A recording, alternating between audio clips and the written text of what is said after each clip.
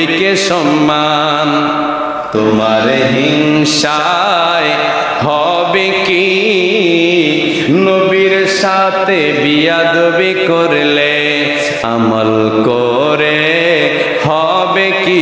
জোরবান সুবহানাল্লাহ। হাবিব বিন মালিক রূপার চেয়ারে, আমার নবীকে স্বর্ণের চেয়ারে, আর বেয়াদব আবু জাহেল দাঁড়ায় রয়েছে। জোরবান আল্লাহু আকবার। দাঁড়ায় দাঁড়ায় প্রশ্ন করেন।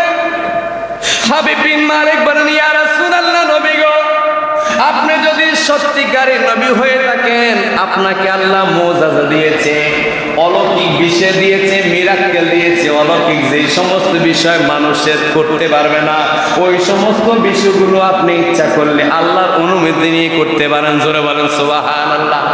কয় আপনি মুআজিজা দেখাই, মুআজিজা দেখতে চাই। কয় বলো। কয় আপনি মুআজিজা দেখান। কয় আমি মুআজিজা দেখাইব না, আপনি কোন মুআজিজা দেখতে চান সেটা বলেন। জোরে বলেন সুবহানাল্লাহ। আপনি কোন মুআজিজা দেখতে চান?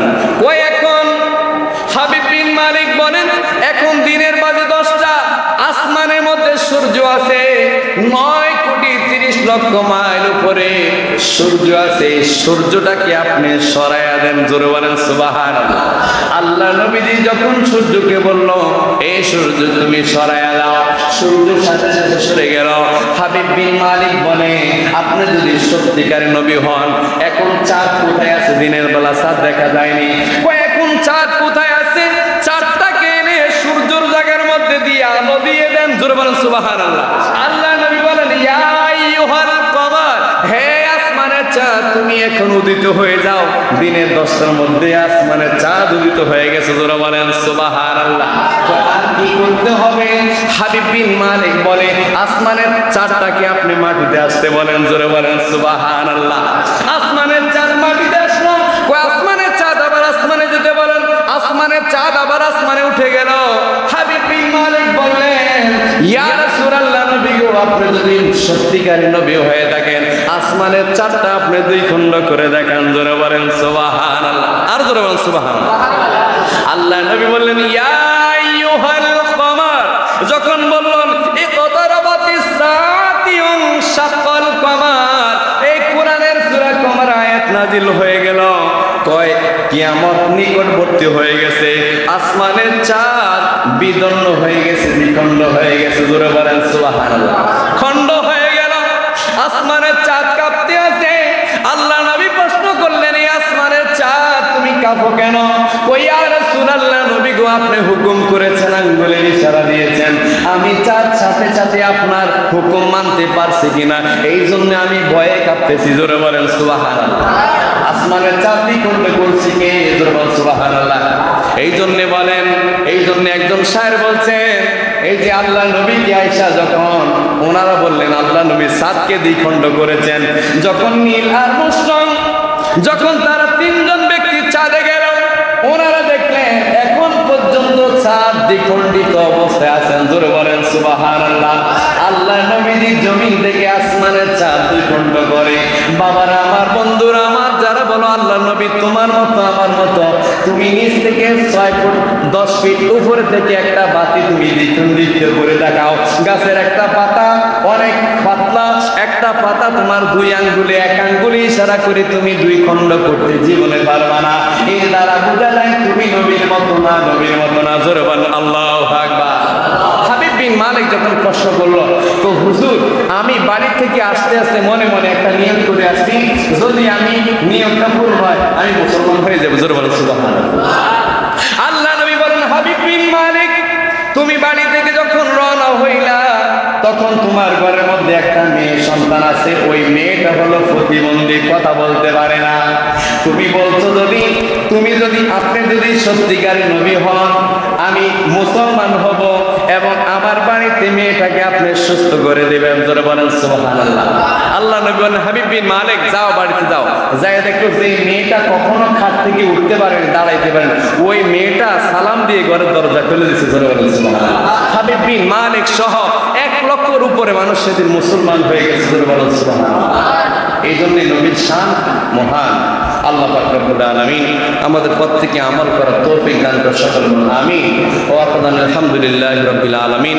যারা পরে আছেন, হে আল্লাহ পাক রব্বুল আলামিন, ইসলামের জন্য আপনি কবুল করেন, জোরে বলেন সুবহানাল্লাহ। একজন হচ্ছে আবু জাহেল, আরেকজন হচ্ছে হযরত ওমর রাদিয়াল্লাহু তাআলা। আল্লাহর নবীজি বলতেন আল্লাহ এই দুইজনের একজনকে ইসলামের মধ্যে আল্লাহ কবুল করেন, জোরে বলেন সুবহানাল্লাহ। হযরত ওমর ফারুক আযম রাদিয়াল্লাহু তাআলা গেলেন আমার নবীজির গর্দান আলাদা করার জন্য। আমার নবীর কণ্ঠে, ওনার বোন ফাতেমার কণ্ঠে, ওনার ভগ্নিপতির কণ্ঠে কোরআন শরীফ শুনে তো বলতো, বোন তুমি কি পড়ছো? উনি বললেন আর রহমান আল্লামাল কুরআন খালাকাল ইনসানা আল্লামাহুল বায়ান। আল্লাহু আকবার। কোরআন শরীফ যখন তেলাওয়াত করে ওমর ফারুক আযম রাদিয়াল্লাহু তাআলা গেছে নবীর গর্দান আলাদা করার জন্য। একজন বলে তুমি কই যাও? কয় নবীদের গর্দান আলাদা করার জন্য। কয় যায় দেখো তোমার বোন ভগ্নিপতি কোরআন তেলাওয়াত করে, তারা মুসলমান হয়ে গেল, জোরে বলেন সুবহানাল্লাহ। কয় নবীর দরবারে যায় যেতে হবে না, আগে নিজের ঘর সামলাও, পরে অন্যের ঘর সামলাইও। নিজের বোন ভগ্নিপতি তারা ইসলাম গ্রহণ করে ফেলেছে, তুমি আগে ঘর সামলাও। ওমর ফারুক আযম রাদিয়াল্লাহু তাআলা যাইয়া দেখে ওনার বোন আর ভগ্নিপতি কোরআন শরীফ তেলাওয়াত করে, জোরে বলেন সুবহানাল্লাহ। মনের দুঃখে ভগ্নিপতিকে অনেক মাইরা রক্তাক্ত করলো, বোনকে মাইরা রক্তাক্ত করলো। হঠাৎ করে ওমর ফারুক আযমের মনের মধ্যে একটা প্রেম সৃষ্টি হলো, একটা ভালোবাসার সৃষ্টি হলো। আরে আমার বোন, পৃথিবীতে ভাই বোনের সম্পর্ক সবচেয়ে বেশি, ভাইয়ের সম্পর্ক সবচেয়ে বেশি। যদি কোনো ভাই বিপদে পড়ে, যদি ভাইয়ের সাথে যদি তার কোনো দুশ্মনী থাকে, শত্রুতামি থাকে, কিন্তু তার শরীরে যে ভাইয়ের একটা রক্ত আছে, এই রক্ত কখনো স্থির থাকতে পারে না। বোনকে আঘাত করার পরে মনের মধ্যে একটা ভালোবাসার সৃষ্টি হলো। আরে আমি কি করলাম? আমার নিজের বোনের গায়ের মধ্যে হাত দিলাম, তাকে রক্তাক্ত করলাম। বলতেছে ভাই, এই আমার ভগ্নিপতি তোমরা কি তেলাওয়াত করো? আমার কাছে অনেক ভালো লেগেছে, অনেক সুন্দর লেগেছে। ওমর ফারুক আযমের বোন যখন কোরআন শরীফ তেলাওয়াত করতে লাগলেন, আর ওমর ফারুক এমনি ডুলতে লাগলেন, জোরে বলেন সুবহানাল্লাহ। দেখবেন কোরআন শরীফ যখন কেউ পড়ে তখন নিজে নিজেই ডুলে, নিজে নিজে কি করে? ডুলে। কারণ হচ্ছে তার মধ্যে আল্লাহর রহমতের একটা ছায়া তার মধ্যে পড়ে। এই জন্য সে যখন কোরআন শরীফ কেউ পড়ে বা কেউ শুনে, তখন আস্তে আস্তে তার মধ্যে একটা ডুলনি সৃষ্টি হয়। এটা আল্লাহর, এটা কোরআন শরীফের একটা মুজিজা, জোরে বলেন সুবহানাল্লাহ। এই জন্যই কোরআন শরীফ কোনো ব্যক্তি যদি হাতে নিয়ে পড়ে, ওই ব্যক্তির জীবনে কোনোদিন, অনেক মানুষ আছে না, হাত অবশ হয়ে যায়, পা অবশ হয়ে যায়। কোনো ব্যক্তি যদি কোরআন শরীফ হাতে নিয়ে তেলাওয়াত করে, ওই ব্যক্তির কখনো হাত পাও জীবনে অবশ হবে না। আলহামদুলিল্লাহ বলেন, এটা কোরআনের একটা শান। আলহামদুলিল্লাহ বলেন। ওমর ফারুক আযম বলল, বোন কি তেলাওয়াত করো? কয় কোরআন শরীফ তেলাওয়াত করো। কয় আমাকে একটু শোনাও। কয় তুমি হচ্ছ মুসলিম, তুমি ওযু করে আসো। ওযু করে আসার পরে যখন কোরআন শরীফ তেলাওয়াত শুনাইল, কয় কে শিখাইল এই কোরআন? কয় মুহাম্মদুর রাসূলুল্লাহ সাল্লাল্লাহু আলাইহি ওয়াসাল্লাম। কয় চলো চলো বোন, যেই নবী থেকে তুমি এই কোরআনুল কারীম শিখেছ, ওই নবীর দরবারে আমাকে নিয়ে চলো, জোরে বলেন সুবহানাল্লাহ। যাই বলেন ইয়া রাসূলুল্লাহ, নবী গো, ও মায়ার নবী, আমার বোন কোরআনের তেলাওয়াত করছে, আমার কাছে অত্যন্ত ভালো লেগেছে। আমার বোন এবং আমার ভগ্নিপতিকে আমি রক্তাক্ত করে ফেলেছি, আমার মনের মধ্যে একটু ভালোবাসা সৃষ্টি হয়ে গেল। নবী গো, ইয়া রাসূলুল্লাহ, নবী গো, আমি আমার ভুল বুঝতে পেরেছি, এখনই আপনি আমাকে কালিমা পড়ে মুসলমান বানিয়ে দেন, জোরে বলেন সুবহানাল্লাহ। কালিমা পড়ে হযরত ওমর ফারুক রাদিয়াল্লাহু তাআলা মুসলমান হয়ে গেল। আল্লাহর নবীজির দোয়া, আল্লাহর নবীজি হচ্ছে মুস্তাজাবুদ দাওয়া, যার প্রত্যেকটা দোয়া আল্লাহ কবুল করে। জোরে বলেন সুবহানাল্লাহ। আল্লাহর নবীজি হচ্ছে মুস্তাজাবুদ দাওয়া, যেই নবীজির প্রত্যেকটা দোয়া আল্লাহর সাথে সাথে কবুল করে। জোরে বলেন সুবহানাল্লাহ। ওমর ফারুক আযম ইসলাম কবুল করার পরে মক্কা শরীফের সামিয়ানার মধ্যে আল্লাহ রাসূল গেল। মসজিদের মুয়াজ্জিন হযরত বেলাল রাদিয়াল্লাহু তাআলা ওনাকে বললেন আযান দাও। আগে চুপে চুপে মসজিদের ভিতরের মধ্যে কাবা শরীফের ভিতরের মধ্যে আযান দিতে যেন মানুষ না শুনে। হযরত ওমর ফারুক আযম রাদিয়াল্লাহু তাআলা বললেন, ইয়া রাসূলুল্লাহ, নবী গো, ও মায়ের নবী, ইসলাম কি আল্লাহর মনোনীত ধর্ম নয়? আল্লাহ নবী বলেন, ইন্না দীনা ইনদাল্লাহিল ইসলাম। জোরে বলেন সুবহানাল্লাহ। ইসলাম হচ্ছে একমাত্র আল্লাহর মনোনীত ধর্ম। ইসলাম সত্য ধর্ম না মিথ্যার ধর্ম? আল্লাহ নবী বলেন ইসলাম সত্যের ধর্ম। হযরত ওমর ফারুক আযম রাদিয়াল্লাহু তাআলা বলেন, ইয়া রাসূলুল্লাহ, নবী গো, যেই ধর্মটা সত্যের ধর্ম, যেই ধর্মটা আল্লাহর কাছে প্রিয় ধর্ম, আল্লাহর কাছে পছন্দের ধর্ম, আজকে থেকে আযান আর চুপে চুপে হবে না, প্রকাশ্যে আযান হবে। জোরে বলেন সুবহানাল্লাহ। এই মুয়াজ্জিন সাহেব আযান দাও।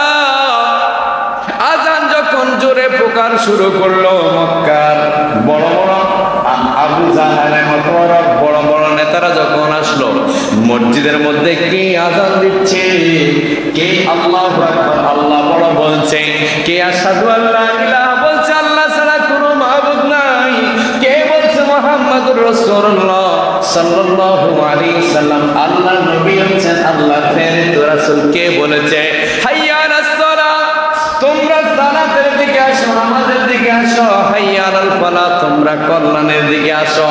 এই জিনিসটি উচ্চারণ করলো। আয়েশা দেখলো মুয়াজ্জিন আযান দিচ্ছে, আর হযরত ওমর ফারুক আযম রাদিয়াল্লাহু তাআলা কোরা তরবারি নিয়ে দাঁড়িয়ে আছে। জোরে বলেন সুবহানাল্লাহ। মক্কার বিভিন্ন বড় বড় কাফের আয়েশা দেখছে, না রে আযান দিচ্ছে, আল্লাহ নবী আছে, ওমর ফারুক আযম রাদিয়াল্লাহু তাআলা খোলা তরবারি দাঁড়ায় আছে, অস্তে বিলাইল লেজের মতো অস্তে, আবার লেজ গুটে আবার জাজ্জের বাসার মধ্যে চলে গেলেন। জোরে বলেন সুবহানাল্লাহ। সেদিন থেকে ওমর ফারুক আযম ইসলাম গ্রহণ করছে, আর সেদিন থেকে আজ পর্যন্ত কিয়ামত পর্যন্ত ইসলাম প্রকাশ্যভাবে চলবে। জোরে বলেন সুবহানাল্লাহ। এই জন্য আবু জাহেল আল্লাহ নবীকে অনেক কষ্ট দিয়েছে।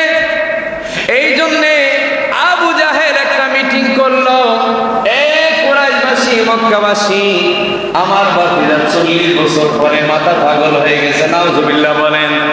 আমার ভাতিজা বলেন, এক আল্লাহর ইবাদত করো, আমাকে নবী বলে স্বীকার করো, কিয়ামতের ময়দানে তোমাদেরকে আবার জীবিত করা হবে, এটার প্রতি তোমরা ঈমান আনতে হবে। জোরে বলেন সুবহানাল্লাহ। কয় জীবনে তার মুখে এইসব কথা শুনি নাই। ছোট্টবেলায় গর্ভে যখন 2 মাস, তখন বাবাকে হারিয়েছে। 6 বছরের কালে নবী মাতাকে হারিয়েছেন। 8 বছরের সময় আমার নবীজি ওনার দাদাকে হারিয়েছেন। 17 বছর বয়সে ওনার কাকাকে হারিয়েছেন। আবার ওনার 26-28 বছর বয়সে আরেকজন চাচাকে নিয়ে হারাইলেন। এমনি ভাবে ওনার আত্মীয় স্বজন, আল্লাহ নবীজির দাদা চাচা চাচি সব দুনিয়া থেকে বিদায় নিয়েন। আর আল্লাহ নবীর পৃথিবীর মধ্যে সবচেয়ে বড় এতিম হচ্ছেন আমার নবী। জোরে বলেন সুবহানাল্লাহ।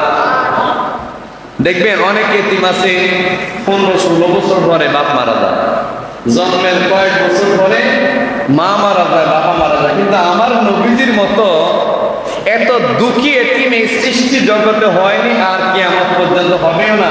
যখন উনি গর্ভের মধ্যে 2 মাস, তখন ওনার বাবা দুনিয়া থেকে বিদায় নিয়েছেন। যখন ওনার মা ওনার 6 বছরের সময় যখন ওনার বাবার কবর জিয়ারত করতে গেছেন, আবওয়া নামক স্থানে যখন গেলেন, মা আমেনা রাদিয়াল্লাহু তাআলা ভীষণ জ্বর অসুস্থ হয়ে গেলেন। বাবলা কাটা ওনার পায়ে দিয়ে ঢুকতে ওই আবওয়া নামক স্থানে গিয়ে মা আমেনা রাদিয়াল্লাহু তাআলা উনিও দুনিয়া থেকে বিদায় নিলেন। জোরে বলেন ইন্না লিল্লাহি ওয়া ইন্না ইলাইহি রাজিউন। এই জন্য আমার নবীর মতো দুঃখী এই পৃথিবীর মধ্যে দ্বিতীয় কোনো মানুষ নাই। আবু জাহেল যখন সবাইকে নিয়ে মিটিং করলো, যে আল্লাহ নবী আমার ভাতিজা, আমার ভাই আব্দুল্লাহর সন্তান, 40 বছর পর্যন্ত মানুষ তাকে আলামিন বলছে, বিশ্বাস করছে। তৎকালীন সময় কোন এই গ্রামীণ ব্যাংক বলেন, ইসলামিক ব্যাংক বলেন, সোনালী রূপালী যত ব্যাংক বলেন, কোন ব্যাংক ছিল না। ওই কাফেররা মুশরিকরা আল্লাহ নবীর কাছে এসে স্বর্ণর থলিগুলো আল্লাহ নবীর কাছে দিতেন। 10 বছর 20 বছর পরে আইসা বলতেন, হে আব্দুল্লাহ বেটা মুহাম্মদ, আমি যে ব্যাগটা দিয়েছি আমার ব্যাগটা ফেরত দাও। জোরে বলেন সুবহানাল্লাহ। 10 বছর 20 বছর পরে আল্লাহ নবী ওই থলি যখন ফেরত দিতেন, মক্কার কাফেররা নাম দিয়েছেন আলামিন। জোরে বলেন সুবহানাল্লাহ। নাম কি? আলামিন অর্থ হচ্ছে বিশ্বাসী। কি আলামিন অর্থ হচ্ছে বিশ্বাসী। নাম দিছে ইহুদিরা। কারা দিছে? নাম দিছে কাফেররা, মুসলমানরা দেয়নি। 40 বছর পরে যখন ইসলামের দাওয়াত দিছে, কালিমার দাওয়াত দিছে, তখন আবু জাহেল কো আমার বাতিজা পাগল হয়ে গেছে, যাকে আমরা আলামিন বলতাম, উল্টা পাল্টা কথা বলা শুরু করছে। জোরে বলেন নাউজুবিল্লাহ। আবু জাহেল একটা মিটিং করলো, এই মক্কার মানুষেরা, আমার বাতিজা পাগল হয়ে গেছে, তাকে তার পাগলামি বন্ধ করতে হবে, তাকে দুনিয়া থেকে বিদায় করে নিতে হবে। নাউজুবিল্লাহ মিন যালিক বলে। অথবা যদি সে পাগল হয়ে থাকে, তাকে সুস্থ চিকিৎসা দিতে হবে। যদি তার টাকা পয়সা প্রয়োজন হয়, পৃথিবীর সবচেয়ে ধনী তাকে বানিয়ে দেওয়া হবে। যদি মক্কা মদিনার সবচেয়ে সুন্দর নারী যদি সে চায়, মক্কা শরীফের সুন্দর নারী তাকে দেওয়া হবে। এই কথা বলার পরে যখন কাফেররা চিন্তা করলো আমার নবীকে মেরে ফেলবে, কুরাইশ বংশের একজন লোক দাঁড়ায় বলল, কুরাইশ বংশের শরীরের মধ্যে এক ফোঁটা রক্ত থাকবে আমার ভাতিজা মুহাম্মদের কিছু হতে দিব না। জোরে বলেন সুবহানাল্লাহ। আরো জোরে বলেন সুবহানাল্লাহ। কুরাইশ বংশের একটা মানুষের শরীরে এক ফোঁটা রক্তবিন্দু থাকতে আমার ভাতিজার গায়ের মধ্যে কেউ একটা ফুলের টোকা দিতে আমরা দিব না। জোরে বলেন সুবহানাল্লাহ। এই পরিকল্পনা নষ্ট হয়ে গেছে। পরে আবু জাহেল একটা ভাই ছিল হাবিব বিন মালিক। নাম কি? হাবিব বিন মালিককে দাওয়াত দিল, হে হাবিব বিন মালিক, কুরাইশ বংশের একটা ছেলে, সে ইসলামের অপব্যাখ্যা করে, আমরা দেব দেবীর পূজা করি, সে দেব দেবীর পূজা বাদ দিয়ে এক আল্লাহর ইবাদত করতে বলে। আমরা আগামী শনিবার ওই ময়দানের মধ্যে তাকে নিয়ে যাব, তাকে পরীক্ষা করব। এ হাবিব বিন মালিক, আমি 2টা চেয়ার বানাবো। কয়টা? 2টা চেয়ার বানাবো। একটা চেয়ার বানাবো আমি স্বর্ণের, আর একটা চেয়ার বানাবো আমি রূপার। আপনি হাবিব বিন মালিক আমার বড় ভাই, আপনি বসবেন স্বর্ণের চেয়ারে, আর আমি আবু জাহেল বসবো রূপার চেয়ারে। কয় মুহাম্মদ কোথায় বসবে? কয় মুহাম্মদ দাঁড়ায় দাঁড়ায় উত্তর দেবে। জোরে বলেন নাউজুবিল্লাহ। চলে গেল ময়দানে। আবু কুবাইসের বাসে যাইয়া ওই ময়দানের মধ্যে গেলেন। ওই ময়দানের মধ্যে প্রায় 1 লক্ষের উপরে কাফের বেদিনরা অবস্থান করতেছে। এই সময় আল্লাহ নবীজি ওনার চাচি আম্মার ঘরের মধ্যে বললেন, চাচি আম্মা গো, আজকে হাবিব বিন মালিক এবং আবু জাহেল আমাকে অনেকগুলো প্রশ্ন করবে, আমি নবী কিনা, সত্য নবী কিনা। জোরে বলেন সুবহানাল্লাহ। চাচি আম্মা বলে, এই মুহাম্মদ, ছোটবেলা থেকে আমার সন্তানগুলোকে দেখছি এক চোখে, তোমাকে দেখছি ভিন্ন চোখে, তোমাকে সন্তানের চেয়ে বেশি আদর করি। ওখানে যদি যাবে, ও আমার সন্তান তোমাকে কাফেররা মেরে ফেলবে। আল্লাহ নবীজি ওই নবুয়তের হাত দিয়ে যখন বললেন, চাচি আম্মা আপনি চিন্তা করবেন না, লা তাহজান ইন্নাল্লাহা মা'না, আপনি চিন্তা করবেন না। যখন নবুয়তি চোখ দিয়া ওনার চাচি আম্মার চোখের মধ্যে ডলা দিলেন, দেখলেন 1 লক্ষের বেশি মানুষ শুধু ওনাদের মুখের মধ্যে কালিমা শরীফ পড়তেছে, লা ইলাহা ইল্লাল্লাহু মুহাম্মাদুর রাসূলুল্লাহ। জোরে বলেন সুবহানাল্লাহ। কয় চাচি আম্মা চিন্তা করবেন না, আমি আজকে ওখানে যে পরীক্ষা দিয়ে বিজয় হব, যাদেরকে দেখছেন সবাই মুসলমান হয়ে যাবে। জোরে বলেন সুবহানাল্লাহ। ওই পাহাড়ের কাছে গেলেন, ওই মরুভূমির কাছে গেলেন। আল্লাহ নবী ওই আবু জাহেল ভাই হাবিব বিন মালিক থেকে আল্লাহ নবীজি কিরকম লম্বা? তো আল্লাহ নবীজি বেশি লম্বাও নয়, বেশি খাটো নয়, এমন লম্বা। দূর থেকে একজন মানুষ আসতেছে, অত্যন্ত চেহারা অনেক সুন্দর, চাঁদের মতো ঝিলমিল ঝিলমিল করে। জোরে বলেন সুবহানাল্লাহ। যতগুলো মানুষ 5.5 ফিট বলেন 6 ফিট বলেন, সবার মাথার একটু উঁচুর মধ্যে একজন লোক দেখা যায়, চেহারাটা যেন চাঁদের মতো। জোরে বলেন সুবহানাল্লাহ। এটা হচ্ছে আমার নবীজির একটা মুজিজা। পৃথিবীর যদি 7 ফুট মানুষ আমার নবীজির কাছে যায়, সমস্ত মানুষের মাথার উপরে আমার নবীর মাথা দেখা যায়। জোরে বলেন সুবহানাল্লাহ। কিন্তু আমার নবী এত লম্বাও ছিলেন না, এত খাটো ছিলেন না, কিন্তু পৃথিবীর সবচেয়ে লম্বা মানুষের কাছে যদি আমার নবী দাঁড়ায়, ওনার মাথার উপর দিয়ে আল্লাহ নবীর মাথা দেখা যায়। জোরে বলেন সুবহানাল্লাহ। তখন যখন আল্লাহ নবী পাহাড়ের কাছে গেলেন, মরুভূমির কাছে গেলেন, হাবিব বিন মালিক আল্লাহ রাসূলের নূরানী চেহারা দেখে স্বর্ণের চেয়ার থেকে উঠে আল্লাহর নবীকে দাঁড়াইয়া সম্মান দিলেন। হাবিব বিন মালিক যখন লিডার দাঁড়ায় গেলেন, আবু জাহেল বেয়াদবটার সাথে সাথে দাঁড়ায় গেলেন, আর আল্লাহর নবী আয়েশা স্বর্ণের চেয়ারে বসে গেলেন। জোরে বলেন সুবহানাল্লাহ। আল্লাহ নবী যখন স্বর্ণের চেয়ারে বসলেন, আর হাবিব বিন মালিক রে বাম হাতের টান দিয়ে আইনা রূপার চেয়ারে বসাই দিলেন। এখন আতাইযু মান তাশাউ ওয়া তুযিল্লু মান তাশাউ বিয়াদিকাল খায়র ইন্নাকা আলা কুল্লি শাইইন কাদির। এবার বলেন, সম্মান দেওয়ার মালিক কে? আল্লাহ। বেজ্জতি করার মালিক কে? আল্লাহ নবীকে এই জন্য বলছে, আল্লাহ